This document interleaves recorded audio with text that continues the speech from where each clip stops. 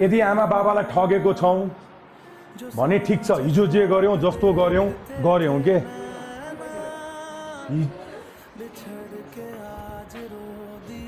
हिजो जे गर्यौँ जस्तो गर्यौँ केही छैन। एकछिन आँखै चिम्नु है। हामीले हिजो जे गर्यौँ जस्तो गर्यौँ केही छैन है, प्लिज। तर अब त्यो आमा र बाबालाई चाहिँ तपाईँहरूले ठग्ने काम नगर्नुहोस् है, प्लिज। बुझ्नुभयो? किन रुनु भएको तपाईँहरू? किन रुनु भएको? रुनु भएको छ?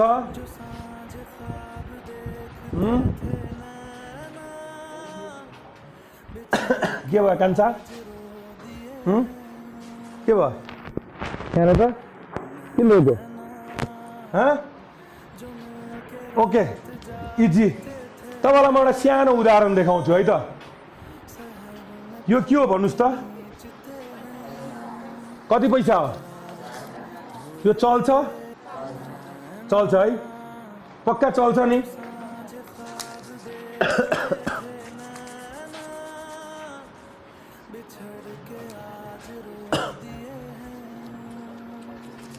अब चल्छ?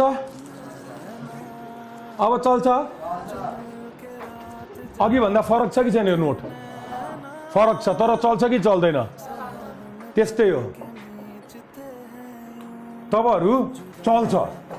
तपाईहरु यति महत्त्वपूर्ण हुनुहुन्छ नि तपाईको परिवारको लागि। यदि बालेन सरकारले छ नि तपाईको मम्मी र बाबालाई यो देशै म तिमीहरुलाई नाम गर्दिन्छु, तेरो छोरा छोरी मलाई दे एकदमै बदमाश छ, म त्यसलाई झुन्डाइदिन्छु भने पनि नि तपाईको मम्मी बाबा मान्दैन।